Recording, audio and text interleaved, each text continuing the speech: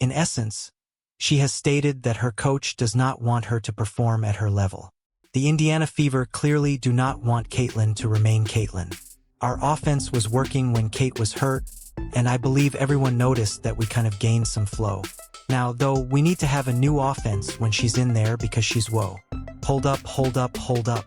Sophie Cunningham is fed up and will no longer remain silent. A shocking exposé by the Indiana Fever guard has put them in the public eye and is shaking the WNBA. She is also making it very evident that Stephanie White is not attempting to make Caitlin Clark the system, but rather trying to fit her into a system. You should win Dodo Bird of the Day, Stephanie White. It is what it is, and I said what I said. How will you explain that you are attempting to reintegrate Cece, my priceless Cece, into an offense in a post-interview? What am I? She is the star. This implies that you ought to make an effort to include every other player. Not the reality.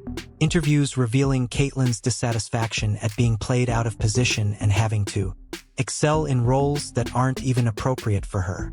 How can you treat your greatest player like that? Without a doubt, you assemble a team around the top player. Well, Stephanie White doesn't think that way. Furthermore, Sophie Cunningham is not amenable to it. It's completely insane what she's revealing about the Indiana Fever's true inner workings. This is the confrontation that everyone anticipated. This is how you handle your valuable item. You handle your cash cow like this. This is how you handle your rescuer. This is the way you treat the young lady who made this unbelievably rancid.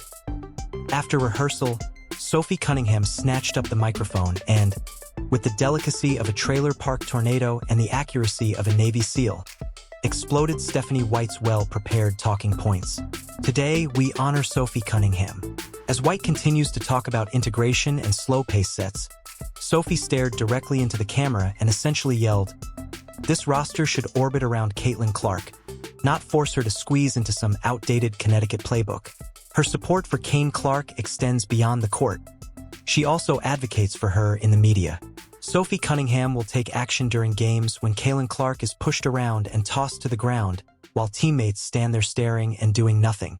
During their media interviews, other players are given microphones and are forced to repeat the same word salad and gibberish that Stephanie White lies about. Sophie Cunningham is going to decline. Sophie did more than stand up for Caitlin Clark. She lied, used receipts, and gave Stephanie White a look that completely undermined her coaching credibility. Because Sophie sees what everyone with a basketball IQ above sea level sees. She yelled, "I said what I said?" What provoked this heated takedown? Why is everyone in the WNBA acting like it's a collective project gone tragically wrong? Everyone else is struggling with the user manual, while Caitlin is the system. Man, I believe that everyone saw that we had a bit of a flow while Kate was hurt and our offensive was really working. However, we now need to come up with a new offense. Translation: you're trotting out there, that motion offense garbage. Stephanie White, with a generational talent like Caitlin Clark, that you're trotting out there won't work. She is really incredibly talented. Our attack was hitting when Kate was injured, but now that she's back, we need to have a different strategy because she adds so much to the game, so we need to adapt. Subscribe if you're enjoying it. Your head will spin faster than a washing machine on steroids after reading this. In her post-game interview, Stephanie White affirmed that the team appears its best when Caitlin is in control, making all of the decisions and having the center of attention. However, for some reason, after seeing that success in real time, White chooses to alter the game, slow it down, remove Caitlin from the game, and then whine when the team abruptly loses focus. This contradicts all logic and fundamental basketball sense. In Caitlin Clark's return, it appears that Stephanie White has, to use a more accurate term, spayed Caitlin Clark because she is a woman. I would say neuter if it were a male. You understand my reasoning, though. Caitlin Clark's greatest asset, the creator, has been taken away by her, and the one who started the offense. Sophie Cunningham essentially stated what everyone has been yelling on the record. Caitlin deserves all the credit. The offensive strategy we are now using is not effective. You must give Caitlin the ball and let her to complete her tasks. No 5-player configuration is the reason why supporters swarm the arena, purchase expensive goods, and chant like it's a cult revival meeting. The Caitlyn system is it. Caitlyn is the system. After all, nobody is purchasing tickets to watch backdoor cuts and screen assists, so even if you put 5 traffic cones and Fever jerseys next to her, it would still sell out. Caitlyn is being purchased. For a period. You should win Dodo Bird of the Day, Stephanie White. How would you like my darling Cece to play defense with every possession? No way. I participated in a game of ball. Every possession, isn't there someone playing defense? Unless you, just excellent at defense, which is your responsibility. Do you hear me? You are aware that she is an offensive player, right? Do you hear me? She scores. She makes things easier. She must, then, exercise self-control and save her energy for when it counts most. Sophie Cunningham is demonstrating that Caitlin Clark isn't receiving the respect she merits. This is where things start to go wild. The selection for the position of point guard is Ari McDonald. She is the one, advancing the ball instead of Caitlin. That's correct, people. While a reserve player leads the offense, the generational star that broke all college basketball attendance records stands in the corner. Caitlin isn't getting the ball, and she frequently shows signs of being angry with her teammates. When teammates like Natasha Howard fail to return the ball, cameras have caught Clark raising her arms in frustration.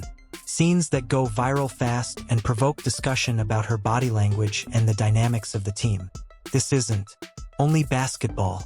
She is the star, the director, and the one who rips the ticket at the door of this basketball theater. Released a lineup yesterday. Aaron McDonald is the first player to start. Shooting guard Kelsey Mitchell is there. A small forward is Caitlin Clark. And I ask myself, what's happening? Do we intend to try a smaller lineup? I suppose. All right. Do we, however, have a point forward situation? Are we acting in that manner? A LeBron James point forward is what we're doing. Hell no, we aren't. We're not. I don't know what the offensive is, but we're just running the same old offense. Sophie gave the reality check that everyone needed to hear, but no one wanted to hear during the post-practice interviews. I think everyone saw that we kind of got some flow when Caitlin was hurt and our offense was clicking, she said. But now that she's in there, we have to have a new offense because she puts so much into the game. There is an active attempt to incorporate her as if her presence is a minor annoyance that requires bureaucratic approval, rather than constructing the offense around the generational issue. She doesn't play a supporting role. She is not a work in progress. She serves as the blueprint, the focal point, and the spectacular conclusion before the gym's lights go out.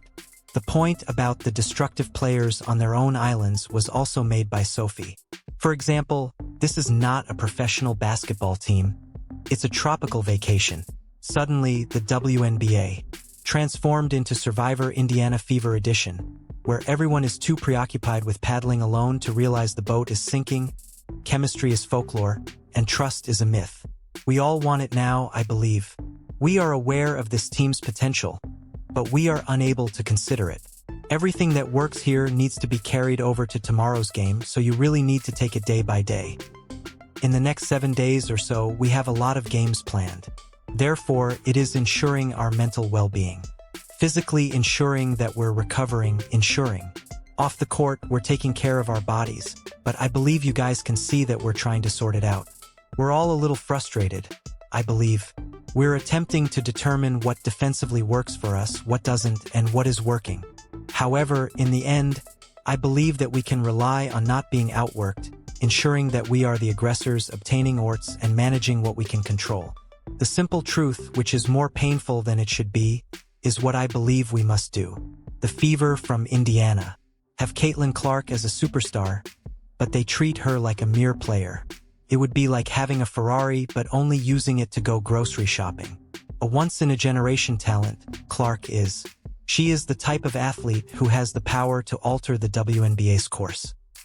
However, the team has pushed her to the sidelines rather than embracing her and maximizing her potential.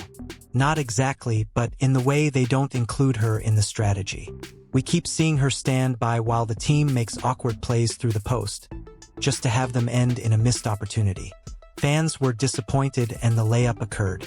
It's annoying to see, particularly in light of Clark's abilities. Throughout the season, Clark, Aaliyah Boston lethal pick and roll and two-man game connection has been effective. Poof. It felt like a tiny piece of something offensive that worked, and it was the only thing that existed that truly did work. Lost. When Caitlin Clark returns, she has a terrible game. The team as a whole is awful. I mean, people, what have I said about gaming reactions? Two of the big three must be present and productive when you have a big three. Okay. Head coach Stephanie White is still writing on her whiteboard as if she were lost in her own playbook, even after 20 games into the season. It is not a sign of patience to still be working it out at this stage. It indicates that a major problem has arisen. The plays don't seem like well-thought-out plans. They appear to be a disorganized, aimless street performance. Worst of all, White appears to be attempting to turn Caitlin Clark into a supporting character rather than the star or a leader.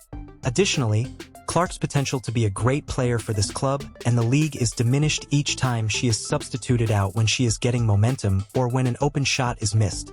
The main character in this franchise ought to be Caitlin Clark. Rather, she is being marginalized by a system that is unsure of how to handle a person such as herself. And the Fever stand a chance of squandering one of the most intriguing talents in women's basketball history until that changes. Look, it's obvious that Stephanie White and Caitlin Clark respect and enjoy each other. However, that doesn't mean they always agree, and I'm starting to get the feeling that there's a difference between their perspectives on the game and how they believe the Indiana Fever should play. Simply listening to what they have to say allows you to make some connections. Sophie is now aware that this roster isn't the issue. It's the strategy, the direction, and the system that looks like a roulette wheel with a whistle on it. Not that there isn't skill on the team. They have a lot. However, unguided brilliance is just chaos in sneakers. Chemistry cannot be created by chance. Synergy cannot be expected when confidence cannot be established. Sophie is the only one bold enough to harmonize with the national song, but the distance is louder than that. The entire arrangement is an example of masterful confusion. Sophie is in the midst of all of this, burning the foolishness with a flamethrower of truth, while shooters are playing hot potato with chilly hands and newbies are bearing the weight of veterans. I'm not sure whether you were aware of it, but Kane was recognized as the WNBA player of the match during the game. In the SPS for a year. What exactly does her influence mean thus far? There are many excellent players in this league, and the SPS recognized her as the league's top player. Yes, it's clear that she keeps receiving new honors. She keeps breaking down walls. She keeps doing things that, well, we haven't seen her do before. Of course, you consider the league's Stewie MVPs and the winners of the championships, as well as the league's Asian MVPs and winners of the championships. Subbird is sitting in the building today, Caitlin is quite fortunate, as are all of these guys, Caitlin has stated her position quite clearly. I think we need to do a better job of getting me the ball in transition, Clark said bluntly in the pre-game media availability. Whether someone is there or not, I think there's a fine balance of playing me off the ball and also getting the ball in my hands, because that's when I'm the best in transition. Everyone knows that. White, meanwhile, emphasizes how Clark can get open shots if she creates screens, seems desperate to keep Clark off the ball. Clearly off-ball activity. White used the Pacers as a model for choosing the we over the MI, emphasizing that Clark can learn from Tyrese Halliburton's strategy of enlisting his teammates. The true issue is evident behind all the jargon and strategic plans. Elite talent is being treated like a supporting actor. We wouldn't be seeing therapy sessions every night if Caitlin was on a different team. So you may see my precious right here. Cece. She is receiving airtime. Do you understand what I mean? Together with the stud buds. And have a look at this. Because of who we see now, she said, "Oops, got to go. Jigsaw from the film Saw is the one." White, Stephanie. She creates a lot of buzz. Golly, do you hear me? Like, bro, I don't get it. Like you're 50, dude. You must find a place to sit. Attempting to get ignited and crank up. Do you hear me? Sophie's remark isn't the crazy. It's because her words still need to be heard. The head coach appears to still be awaiting a starter pack to arrive in the mail after 20 games. Compared to a broken water fountain, the offensive has less flow. That isn't advancement. That's a never-ending cycle of maybe next time. The role of diplomat is not what Sophie Cunningham is here for. She is not submitting an application to work at the league headquarters. Furthermore, she isn't sugarcoating anything at all. Retain the positive energy to keep the crowd content. With HD clarity and the accuracy of a buzzsaw in a dollhouse, she delivers the message that has to be heard. The most gifted athlete in women's basketball is being wasted because of the turmoil, chaos, and coaching that Sophie Cunningham has uncovered. Whether she's correct isn't the question. The question is whether anybody having the authority to truly listen is to make a difference.